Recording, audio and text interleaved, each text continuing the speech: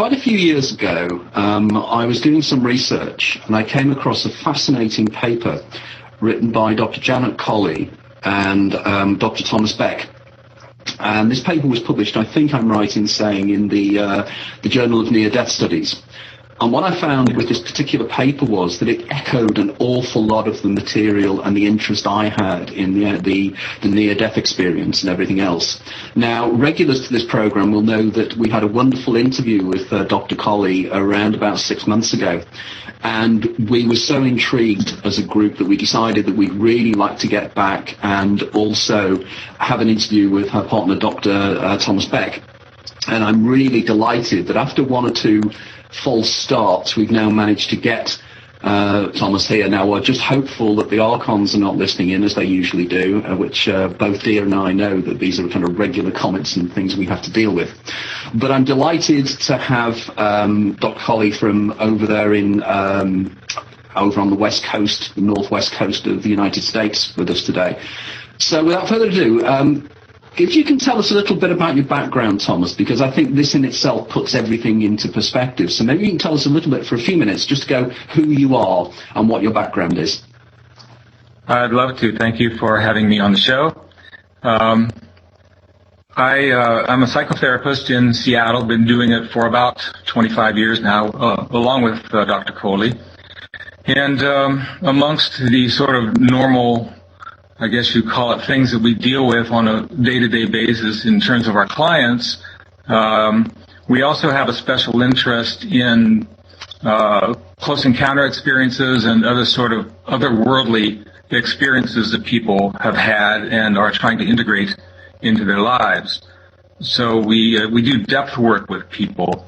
In other words, I've been trained in hypnotherapy, for example, and when someone comes to me and says, I had an experience 10 years ago and I'd like to really sort of flesh this out and see what happened, typically I say, fine, then let's do a little more than that. You know, we need to meet more than one time and try to recover memories. We need to go into more depth and find out what the real meaning of this is for you, the individual, and also what it might mean in a bigger sense in the world. Because these sorts of things happen all over the world and have been for a long, long time. Basically, what I talk about in my book, in part, is when I was 4 years old, living in central Ohio, I had an experience with an otherworldly being, and I knew that I had had some very profound encounter. But up until only about 5 or 6 years ago, I didn't realize what the details of that encounter were. But some work that I did, my own personal work, revealed some of those details. And that being, who I call Angie in my book, is back in my life now, and after a long, long hiatus. And I'm very happy for that. You know, I would like to just continue where I'm at. I'm doing and have been doing a great deal of meditation over the years. Janet, Dr. Colley and I have been involved with a number of people who we would consider to be awakened, fully awakened people. And that's had a very positive impact on my process and hers. And so now, you know, I put this book out to try to explain in pretty straightforward terms what my experience has been of expanded awareness and you know, a little bit of case histories, to try to make it accessible to people. And that's a little bit of where I'm coming from right now. It's quite intriguing here because when you talk about the entity Angie, as you probably know in my book, The Daemon, A Guide to Your Extraordinary Secret Self, and the theme through all my writing is this idea of encounters with something beyond ourselves, something that seems to be part of us and not part of ourselves, that seems to have been with us all our lives. Now, I'm really intrigued, when you were young, when you first encountered Angie, could you tell me a little bit about how the encounter started? What you know, this very much interests me. So how did it happen, and how did you react to it? And what did you make of it all? Well, it's interesting. I worked with a woman who is a sensitive, excuse me, and well, I had sort of generalized sense that something very profound had happened. The details eluded me. So one day when working with her, she said, "I can't tell you exactly what happened, but I can show you." And what she perceived from decades before the time we were working, was she picked up the emotional content of what my sister was experiencing, and that was, to my great surprise, abject terror. And she expressed that. And when I witnessed her expressing that terror, I felt a shift happen within me, and I went into a very deep altered state right in the moment. And that was when the first actual memories began to surface of what had happened to me as a 4-year-old. And what I recalled was, again, we lived in central Ohio at the time. I was 4 years old. And incidentally, right around that time, which I found out a couple of years later, there were a spate of, even though I don't like the word, UFO encounters that made national headline news. And one of them, it turns out, happened to be within probably a half a mile of my house when I was a kid. So there is some corroboration, going along with what my memories are. But what I remember is a very, very bright light in the sky. And moving then through the air, I mean, this is sort of a classic encounter experience in some ways. But I remember moving through the air and as if something had a grasp upon me. It felt like anti-gravity, although I don't know what it really was. And I remember actually we had this huge mulberry tree in the backyard, and I remember grasping in the air for branches, something to ground myself and hold on to. And then at some point, I just simply let go. Something shifted inside of me, and I let go, and I was drawn toward this light. But it was more than just the light. I was drawn toward a sense of somebody or something that was exuding this absolute unconditional love. And that was what I was moving toward. And so you have that little scenario. And then the next thing that I recall is pretty classic sort of encounter experience of being on a table, lying on a table with this diminutive little being close by. And at some point I sort of raised up on my elbow and looked in her eyes, and that's where things sort of stopped.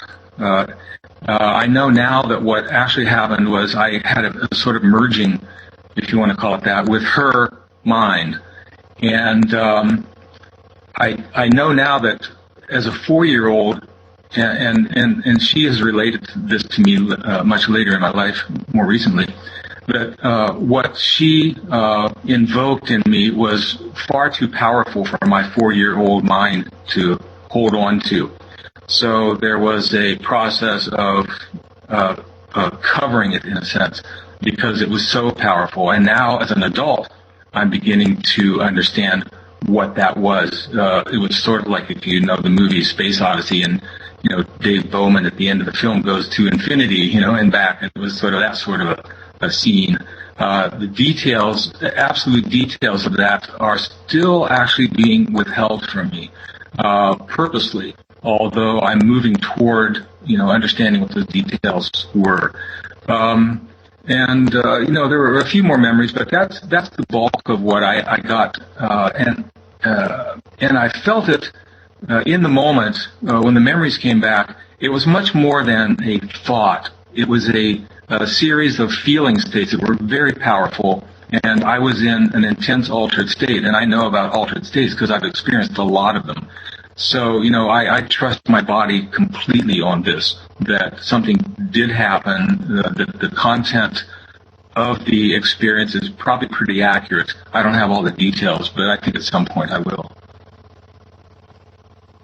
So, in terms of the circumstances you found yourself in, you find yourself a 4-year-old child, you find yourself taken out of this reality almost into an alternate reality, but effectively it sounded very much like an out-of-the-body experience, a hypnagogic state. But whatever it is, it seems that your doors of perception were opening to experiencing another level of reality and an interface with an entity which is another intelligence. Now, one of the things you talk about is your concept of this term you called unity, and this idea of, well, as you say, a direct experience of the underlying nature of reality. Now, can you tell us a little bit more about what you mean by this, what exactly these concepts mean within your book? By the way, everybody, if you're interested in the book, it's actually called The End of Homo Sapiens and the Birth of a New Species, in case anybody's interested. So can you give us a little bit more expansion of what you mean by unity? Because, again, this intrigues me because it's something I discussed in the last chapter of my latest book, so I'm very, very interested in this. Well, as I mentioned, Dr. Coley and I have been in the presence, sometimes for extended times, with individuals that we consider to have been fully awakened and have experienced what you might call samadhi, or a fully awakened mind. And as I describe in my book, beginning probably 15 years ago or so, I began meditating very extensively. 3 hours a night. I would get up at 3 a.m. and meditate till 6, sort of thing. And I began to have very intense altered states. And along the way, I periodically and seemingly randomly would experience very expansive states of consciousness. And they sort of took me by surprise, but in the moment I realized what was going on and just sort of went with it. I describe several of them in my book. We talk about a direct experience of reality, and what I mean by that is we go through our day-to-day activities, and everything that we do is filtered through our conscious thinking mind. And very, very infrequently do we take the time to sit and just be present and not be thinking about the past, not be thinking about the future. This is how our minds work all the time. I have lots of clients, that I work with to introduce them to meditation, and very often that's what they'll tell me. It's like, I can't stop my mind from running all the time, which is what we do. So it's quite an interesting experience to suddenly be in a very, very different altered state. I experienced periodically things happening on the freeway when I'm driving, or on the ferry, because we take a ferry into Seattle several times a week here. And it very much is a total human experience. It is at the beginning sort of intellectual, and you're trying to understand what's going on, but then quickly you shift into another phase, and the intellect is still there, but it's like there's an observer part of you that comes to the forefront, and you are able to watch what's happening to yourself and watch what's happening around you, and your senses become extremely heightened. Sometimes it can even be problematic, but not necessarily. For example, I describe being in the front yard before heading into Seattle one day and smelling the lilacs, which were very much like the lilacs that we had on the farm when I was a kid. And I did that for a few minutes, and then, well, it's time to go, so we hop in the car, which is about an hour and a half drive, and suddenly I become aware that something around me is very different. Things look different. The atmosphere feels thick. My body I can tell I'm going into an altered state, but I'm not sure quite what it was. This was about 5 or 6 years ago this happened. And within a short period of time, I'm still quite capable of driving the car, but I'm in a very expanded state. And that particular experience I sort of label as a sense of unconditional love. And I felt that so intensely for not only Dr. Coley, not only my clients, not only people I know, but for like everybody, everywhere, and on the earth and off the earth. It didn't matter at that point. And that experience in particular lasted the better part of a day, and then late in the evening I could feel myself sort of coming down off of that expanded state of awareness. So for some time, and I consider that to be what I call a direct experience of reality. The intellect is still functioning, but you're in a very, very different state of consciousness when those sorts of things happen. So maybe that gives you some idea what I mean by that term. Yeah, because it reminds me very much, I mean, there was the writings of Beck many, many years ago in terms of extended consciousness, and the way in which under certain circumstances our everyday consciousness seems to be able to expand much wider than it normally is and perceive a much wider reality, that our doors of perception have been closed, except under certain circumstances where suddenly it expands outwards. And your experiences here resonate so strongly with me, with not necessarily with my own experiences, but the experiences of people I interview and people that I've talked to over the years. It's incredibly common. And it just seems that certain people start to be moving into this kind of another state. And there seems to be more and more people that are actually doing this at the moment. Now, in terms of the general encounters, the facilitators, I suppose, of your expanded consciousness, because there presumably has to be a link between what Angie has been involved in your life and the things you're experiencing and have been experiencing. So what is the role of for want of a better term, the entities, the intelligent beings? What is their role here? What is their relationship with us? And what ultimately is their aim? Well, let me fast forward to some work that I've been doing up here on the island with a woman. She's a psychotherapist, very open, wonderful woman, and I had no intention actually of working on such matters when I first went to her. It was primarily to discuss client cases with her. But what evolved out of that was.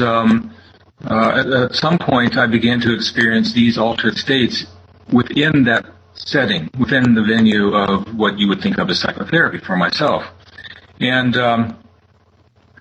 the awareness, I began to become more aware of Angie, who I actually call Cosmic Mother now. So Angie was for the book, but Cosmic Mother is how I think of this being.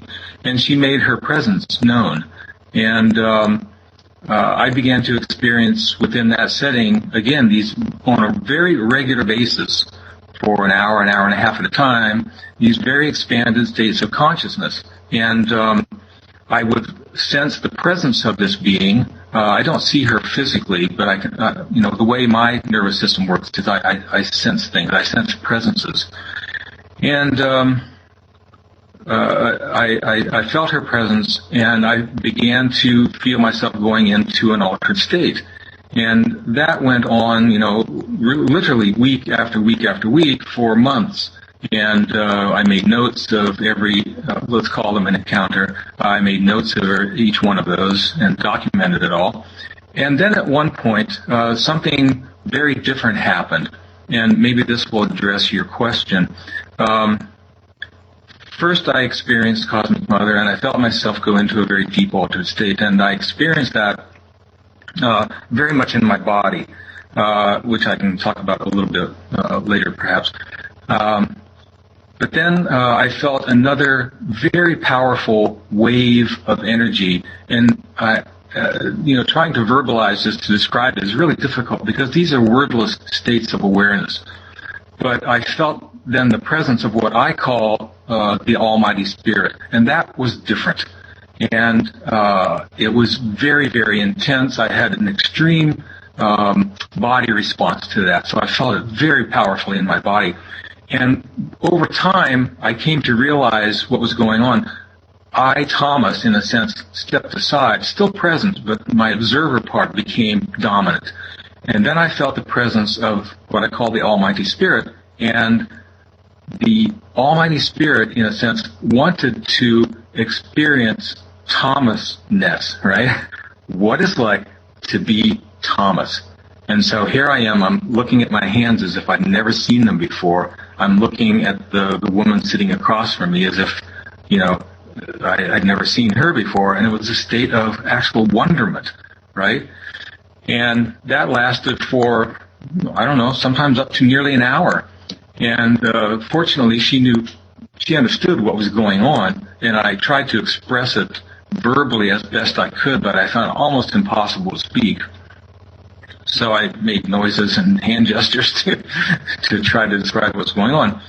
And then at one point, it became evident that this energy, you might also call it the superconsciousness. It's like it's time for that to leave. That isn't exactly the right wording for it, but what happened was it felt like it said basically, take a breath, and on the out breath, I'll be leaving, although this was a wordless communication. So I did, and it was like Velcro, being torn apart. And it left me shaking, and it left me in a state of almost exhaustion for 10 or 15 minutes. And then there was Cosmic Mother, right? And then her energy had to leave also, and it wasn't quite as powerful as the first experience, but it nonetheless was difficult. And I was about to fall on the floor for a while. It took me about 10 minutes to recover from that sort of thing, but it was a remarkable experience, and that I call a direct experience of the underlying nature of reality.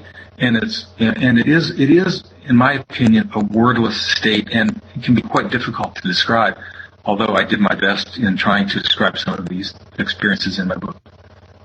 Well, almost in Taoism, they have the term that, effectively the Tao cannot be explained, and if you explain the Tao, you have failed to understand the concept of the Tao.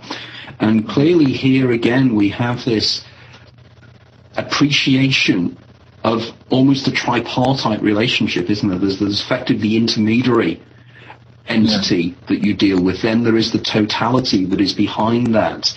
Now, I was again fascinated by the way in which you describe the idea of somehow a consciousness embodying itself within you to experience Thomasness. And I was completely and utterly amazed at that, because this reminds me so much of a quote I have used many, many times, the quote of the idea we are all one singular consciousness experiencing itself subjectively.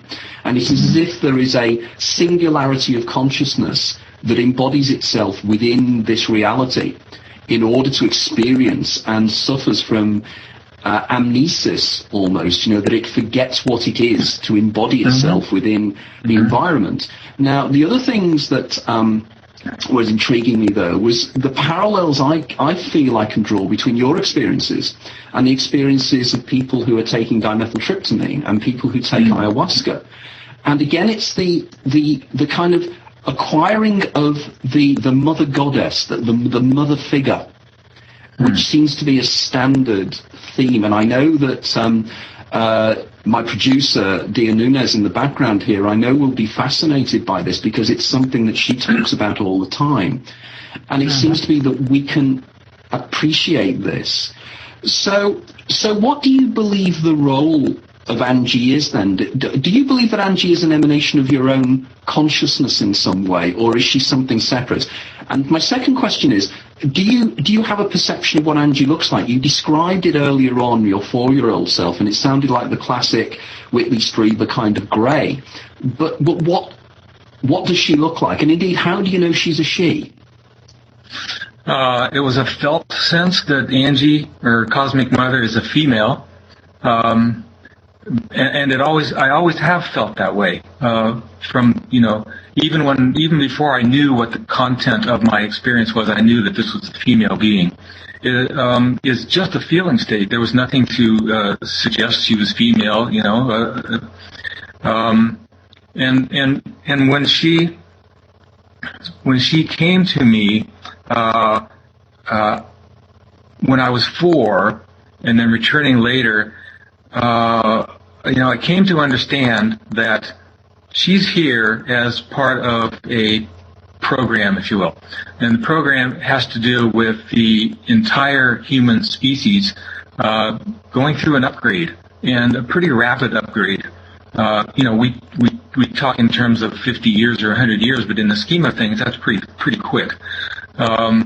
We are on this planet, I think, not being very good stewards of the Earth, and if we don't sort of get our game together pretty quick here, we're going to be in more trouble than we're already in. And I believe that, and actually I've been told by Cosmic Mother, that their process is to midwife the human species into a new state of consciousness, into a new way of being on this planet that is essential if we are to survive as a species.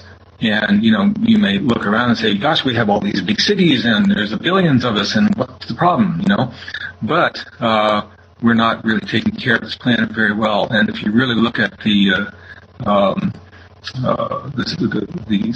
state of the Earth right now, the climatology and all of that, you realize that we're in deep trouble right now already. So other people are being contacted, obviously. Many have been contacted. Not all of them have awakened to their experience yet, but I think that's going to happen more and more, like popcorn in a popcorn popper.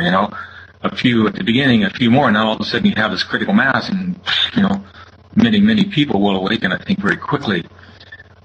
So they have a program, and it's been in operation probably for hundreds of thousands, if not millions of years. To answer your other question, what does she look like? Yeah, she is. She doesn't look quite like the Whitley Strieber Greys. I actually found an image online that I think I was so really struck by it. And I said, this is what Cosmic Mother pretty much looks like. I don't have an image of it handy right here with me. But the sort of diminutive 4-foot-tall female, a much sort of broader face than the pear shape that you see typically portrayed for Greys. The Greys are a phenotype, or a particular body type. They're not humanoid exactly, but they have 2 arms, 2 legs, 2 eyes, 2 ears now, but they do look different. But I think this is a very common phenotype throughout the cosmos. And with regard to that, I do want to mention just briefly the study that NASA released a couple of years ago, 2013, I think, based on the Kepler Telescope Planet Hunter study. And what they've determined is that in our Milky Way galaxy alone, that they estimate there are probably on the order of 20 billion Earth-type planets in our galaxy. Multiply that times who knows how many galaxies. Hundreds of billions of other galaxies, and the number of potential Earth-like planets is like in the quintillions, or beyond that. So the chances that we are alone in the universe is, in my mind, zip. One other thing that came out of my work more recently, about 2 years ago, when I was in very much in the process, in a very, very powerful altered state, some, what I call them, truths came through to me, and I repeated them and had my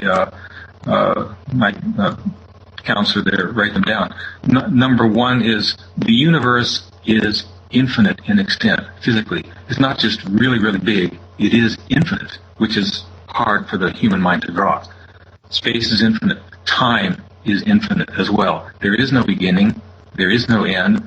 The Big Bang theory is someone's make-em-up. So space and time are infinite. And thirdly, consciousness is infinite. And for me, that's a no-brainer, no pun intended. And the fourth is, you cannot really comprehend these truths in the normal thinking beta state of consciousness. They're ideas. And it's hard to grasp, infinity, especially, I think, for scientists. Scientists, I think, in many disciplines don't like infinities, and they avoid them at all costs. But that was one of the most profound things that came through to me in the last couple of years. And when I in these very expanded states, I understand that in a way that I simply cannot, like as we are, talking right now. So that's a little bit more of what my experience has been with that. Because that again is intriguing, isn't it? Because what we're saying here is that there seems to be this kind of duality about existence. There seems to be the mental plane where the communications take place between entities in one way or another. Then there is the physical three-dimensional universe that we perceive around us. And of course, there's been a great deal of work now being done on the idea of the holographic nature of reality, the way in which at a deeper level reality is holographic in nature and therefore is enfolded within itself. So therefore the communications can be instantaneous. But my question really on this is that if these entities are keen to communicate with us, to warn us about the environmental disaster that we're facing and everything else, why don't they just land on the White House lawn and communicate like they do when the Earth stood still? You know, that kind of communication. Because that would be immediate and would convince everybody. But they choose not to do that. So, I'm intrigued as to why they don't. Have you any ideas of why that might be? Well, there's probably a lot of different things going on here with regard to that. Yeah, it's like there's adequate evidence that a number of these craft have been shot down or otherwise crashed over the years. I won't go into that whole thing very much, but there is that. People would love to get their hands on these technologies because they seem like magic. They're so far advanced, seemingly, from where human technologies are today. In fact, I don't think that's really true. But nonetheless, we are a warlike species. I don't think there's been a day go by since the First World War, or even probably since the Greeks, where there hasn't been a war going on this planet.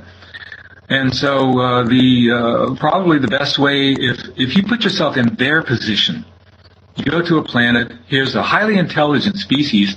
Some of these beings, human beings, can actually become awakened.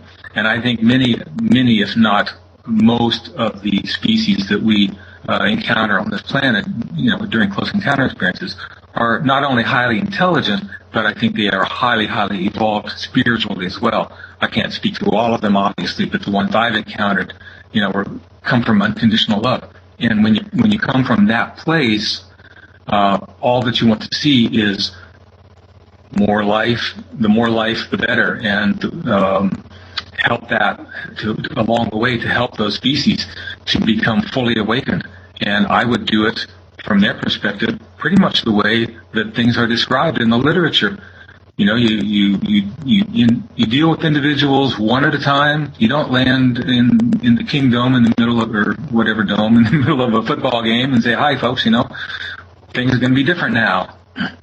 There's so much disbelief in this world, which is really stunning to me because there's an incredible amount of evidence that we're being visited by so many species. And so fundamentally, it is, as Dr. Coley is kindly reminding me, it is about changing us step by step by step, and hopefully fast enough that we don't ruin the planet before we shift over into a new state of collective conscious awareness. It's again intriguing here that a future guest on this show will be Daniel Pinchbeck, and I attended an event that Daniel did in London on Thursday. And Daniel, has brought out a book on ecology and everything else as well, and the way in which we need to be changing in terms of the ecology.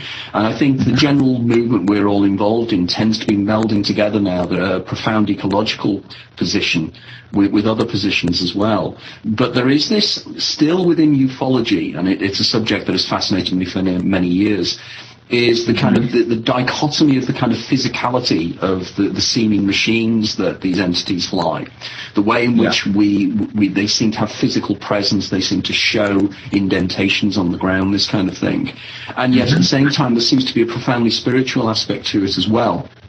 And it seems that there are areas of communication on many, many levels.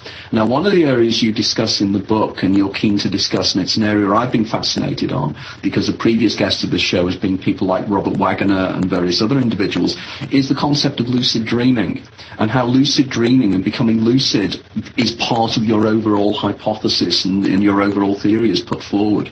So maybe you can tell us a little bit about your position on what you think the role of lucid dreaming is and what is actually taking place here.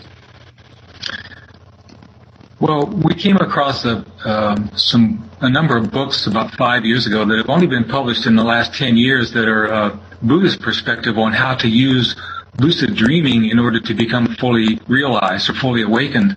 So in a sense, you learn how to become awake in the dream state so that you can become awake, quote unquote awake, in this consciousness, in this reality, right? So I've been doing some lucid dreaming for many years. I'm relatively adept at it.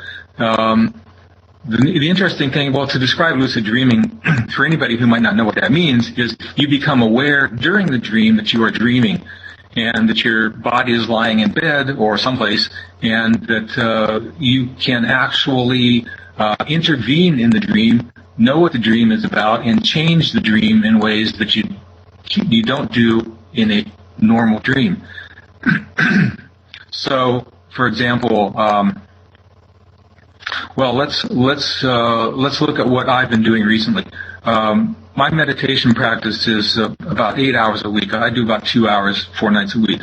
And what that does in my psyche is it causes me to have very extensive, almost epic dreams almost every night. Because I'll get up at 4, meditate till 6, go back to sleep for a couple hours, and I have these absolutely amazing dreams. And oftentimes they become lucid. I become aware that I'm dreaming in the dream. Something is shifting in my psyche, and as I can actually at times get information that's useful information from the dreams, not only about me and what's going on with me, but sometimes on occasion about what's going to be going on in the world. But I've had, in the last 6 months, I've had a number of dreams that were so incredibly real, with quotes around it, that I didn't know that I was dreaming during one of the dreams in particular. And after a while, I started asking myself, am I dreaming or am I awake? And I realized, no, I'm dreaming. But as you sit and look around you right now, there are all sorts of things, computers and desks and walls and many things with an incredible, exquisite detail. And in that particular dream, the detail was so perfect that it took me 3 or 4 minutes to realize I was dreaming. And then when I did, I thought, this is unbelievable. I woke up, it was, what seemed in dream time to be 3 or 4 minutes. And when I woke up, I realized that was the most incredibly vivid present dream I have ever experienced, and I have cataloged probably 5,000 dreams in my life. Right? Can you tell us a little bit? Can you tell us a little bit about the dream? What the circumstances in the dream scenario were? It was pretty straightforward. Actually, there was a male figure, and I think he was seated across from me, and we were having a dialogue. Without looking back at my notes now, I don't remember all the content of the dialogue. But here he was, and I was looking. Mostly, it was not about the dialogue, though. It was about my perception. Just in a room, and the room was someplace not unlike my practice office. And I'm looking at the plants, and I'm looking at the rug on the floor, and I'm looking at my hands, and I'm thinking, this is absolutely unbelievable. It was, in my opinion, that was more than a dream. That was an actual place.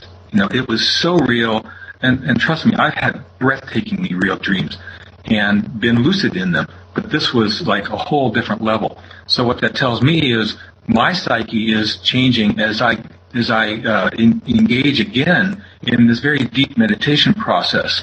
The certain sects of Tibetan Buddhism have, as I was saying, used lucid dreams in order to become awake in this life. And so I find myself having a dream like that, and then during the following day, just being aware that my senses are all really heightened, and it can be subtle or it can be not so subtle, but it's shifting me upward to a point. And the interesting thing about these shifts, or I call them phase shifts, is they happen when it's time for them to happen. Like enlightenment, what you think of as enlightenment, I don't like that word anymore, but becoming fully awake, fully present, oftentimes happens very, very suddenly. If you read like the book Richard Buck from 1889 or something, 1899, when he studied people who had become awakened, by and large, that's what happened. You meditate for 20 years, and then all of a sudden, for no apparent reason, whoosh, You go through this massive energetic process, and it's a phase shift, and your consciousness changes profoundly in that moment. It's kind of like a laser pointer. What is it? It's this little tube with a switch on it, but it's nothing until you turn it on, and then it becomes something very different than that. And I think the human central nervous system comes online like that. All of a sudden, abruptly, that last neuron gets in place, and whoosh, you experience what I call the underlying nature of reality in the moment, fully present. It's not that you can't think about past and future, but they're irrelevant because you're in this right here, right now, in this exact perfect moment, and it is perfect, right? Yeah, no, absolutely, and it's clearly not something that is new in the sense that, you made a reference earlier on to what I presume is dream yoga and the Bon tradition of Tibet, and the idea of dream yoga, and you train to go into dream yoga states. But also absolutely. The way in which there seems to be an overlap here, and I'm really intrigued about this now. I'd like to ask you about this. Do you differentiate between the lucid dreaming state and, say, the out-of-body state, or as to whether these are actually variants on the same thing, but one is slightly more intense than the other? What is your thoughts on that? My experience with out-of-body is, I would say, largely through people that I've worked with. I've been so much more focused on dream work than out-of-body. That's I don't know if I have a clear answer for that, to be quite honest. I mean, these experiences are on a continuum. It isn't all black and white. And is there a connection between the two? Almost certainly, yes. Is my intuitive sense about it. But because I haven't had what you would classically think of as out-of-body experiences, unless my dreams are, and I don't recognize it, then I'm much more. This is I like to think of it, and I've had this discussion with Dr. Coley about it really embodying these processes, and I want to, in order to try to answer your question, let me go back again to my more recent experiences of expanded awareness, because I mentioned that I would return to what I experienced during those. So in the moment when I began to feel this energy with this counselor I've been working with, I began to notice my body become very, very rigid. Okay, so I'm sitting in a chair, but imagine all of the muscles in your body over the space of a minute or so becoming absolutely tight, locked down to the point that I could barely speak physically. And I call these Kriyas, K-R-I-S. They're like spontaneous body postures or spontaneous body movements, which I've experienced a lot in my life. Yeah. So, yeah, it's about the Kundalini, or the life energy, awakening in the body. And so I found myself in this very peculiar state of absolute body lockdown in my body in a way that I have never been in my body before. And this would last for an hour. And so imagine every muscle in your body, save for your breathing and your eyes, completely in lockdown for up to an hour and a half. And then afterwards, you never get a strained muscle, you never get a Charlie horse, not fatigued, nothing. It's like this other energy is in you that is profound. And then afterwards, trying to verbalize what that felt like, and what was going on. And that oftentimes would be when I felt the presence of the Almighty Spirit, during those moments when I was so in my body, like I've never been in my body before. And so maybe that will answer part of your question. Yes. Oh, and so I'm getting cues from off camera here, but it's fine. No, absolutely. I can imagine that the discussions that you guys have, because you're so in tune and you're so interested in the same things, it must be amazing to be a fly on the wall in your place, because I can imagine the level of conversation must be absolutely phenomenal. Well, I'm also interested in the idea of the Kundalini experience anyway. But also something in Doll's perception. I very much make the argument that sometimes we are misinterpreting how the brain functions here, in that I think we have a neuron-based consciousness, and I think we have a glial-based consciousness, which effectively uses the glial network and the glial cells within the brain to communicate non-locally. And it seems that it's very much what you're talking about here. And it's how the brain adapts to the things it learns. Now, do you think that neuroplasticity may be involved here in some way, that we are evolving and it's the neuroplasticity of the brain is changing as we evolve? Oh, absolutely. Neuroplasticity goes on from day zero to the end of your life. And I think that what happened, for example, when I first encountered Cosmic Mother at 4 years old, I think I went through a massive, very rapid process of brain plasticity that was actually almost too much for me as a 4-year-old.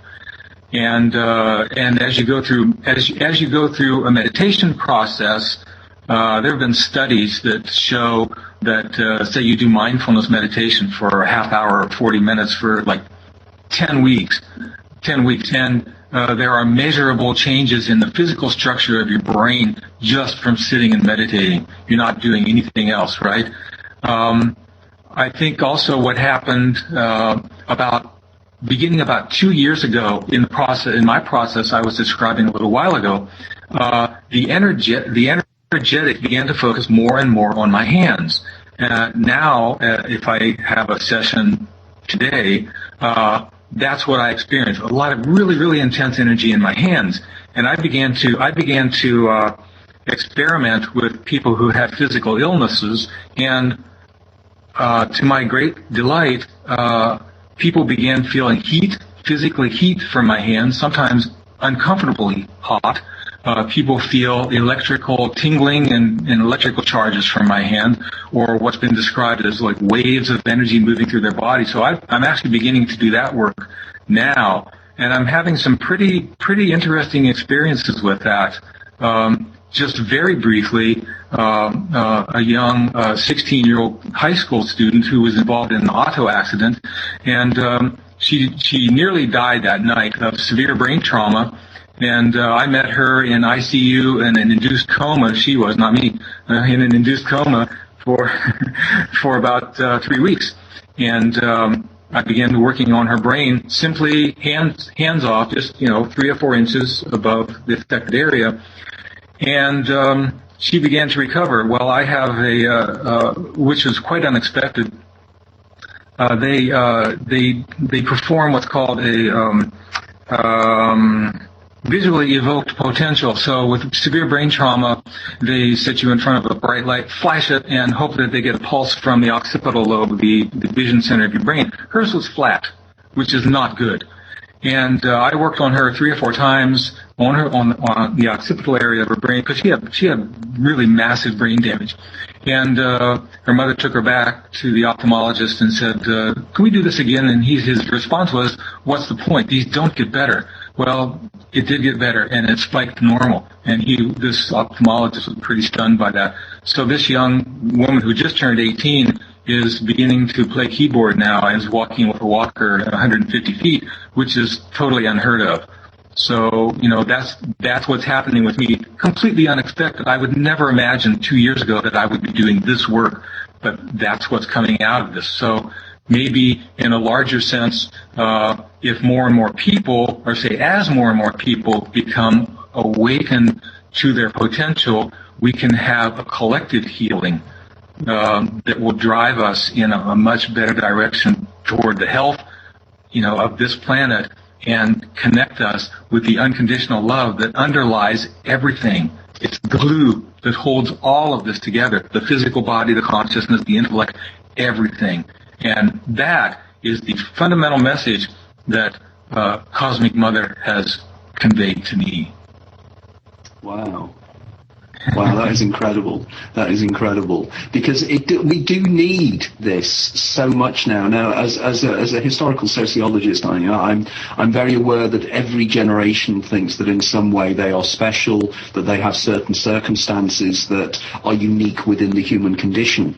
But I think the challenges that humanity face now are absolutely profound and potentially terminal. So there has to be some form of change in the way we relate to the reality, whatever the nature of external reality may or may not be. We are in some way getting it wrong, and we need to change our ways, because if we don't, disaster is facing us. So we're now running towards nearing the end of the discussion now. What are your plans for the future? Where do you see your work going now? The book is now out. And what's your next plans in terms of moving this idea and this concept forward? And indeed, how can the listeners out there help you or contact you and assist you in this? They can contact me I'm through our website, sacredencounters.com. I will continue for the time being my psychotherapy practice, but I'll be moving much more into doing energy work. I call it energy work, but it turns out to be healing work. There is a second book somewhere along the line here, but it may be some time before it comes out, based upon the content of what came through during many sessions with my counselor, and I've logged all that in. But I have 500 pages that needs to be cooked down at some point. There are other aspects of this which I haven't really discussed with you today, but there's an alternative solar energy project. I think I mentioned to you some time ago that I'm working on now, and I have a group of about 6 of us now, really world-class people that we hopefully will be able to bring this online within the next year or so. I'm not at liberty to talk about a whole lot of it at the moment, but it has come directly out of this work, the interaction with these beings, and these what are seemingly almost magical technologies. They aren't that magical, really, but they are simple, and they don't depend on burning fossil fuels or coal or uranium or anything. It's all electric. It's all electric. And it's all around us, and the amount of energy that's around us is so profound that we can barely imagine it. And all we need to do is, take it. Are we talking here a variation on 0-point energy? It's a very good possibility that that's what we'll be working with, yes.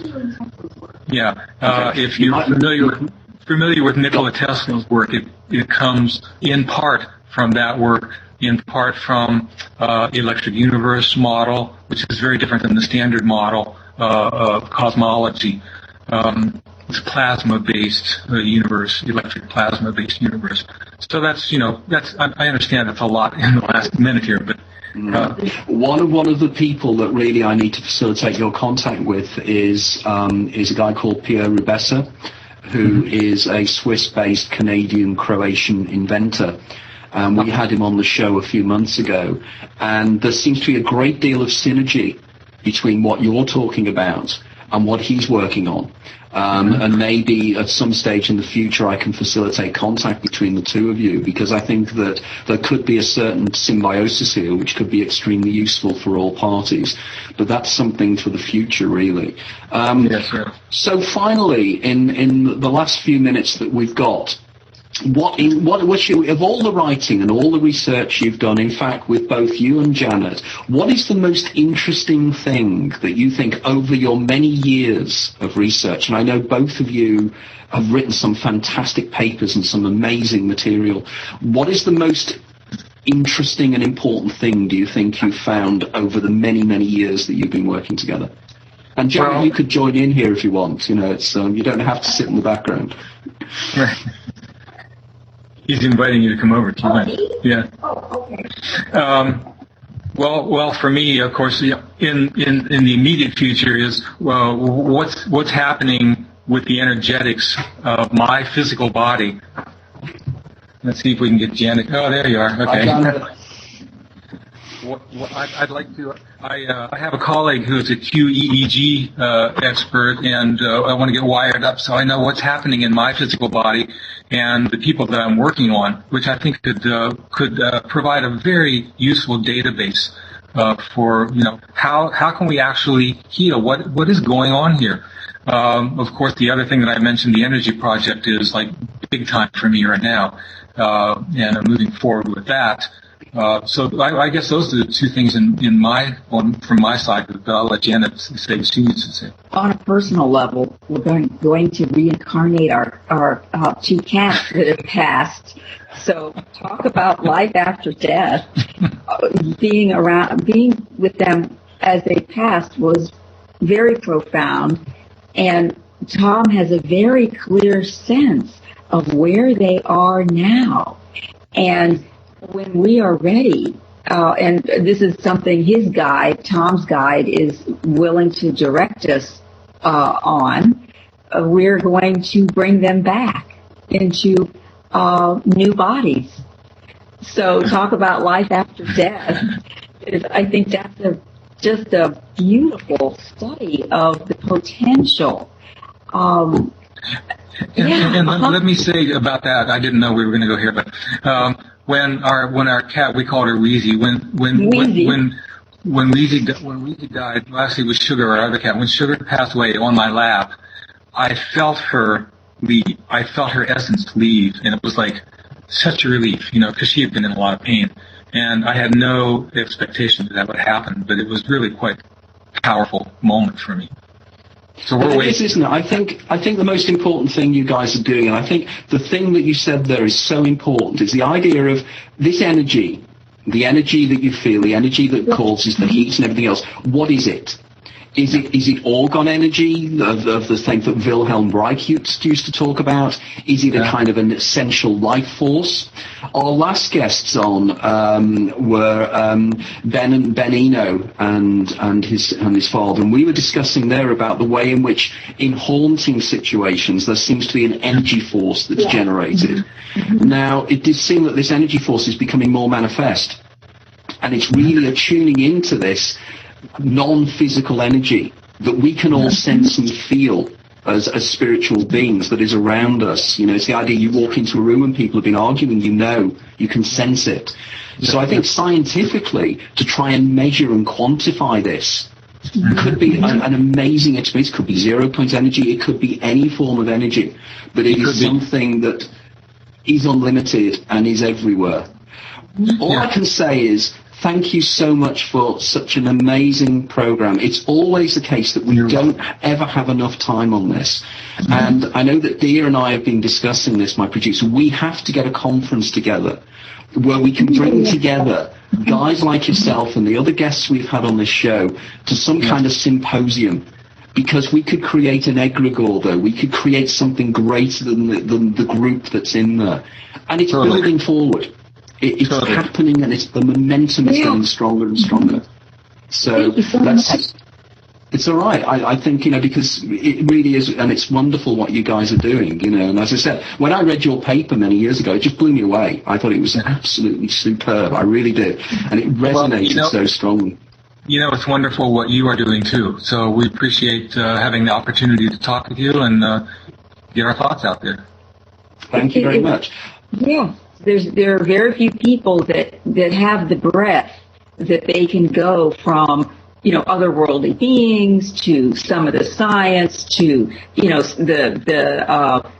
some of the out of body, paranormal, kundalini. I mean, and psychology as the basis. So there are very few formats that we really feel comfortable or can express the breadth of what we do. So thank you very much for providing one of the most premier.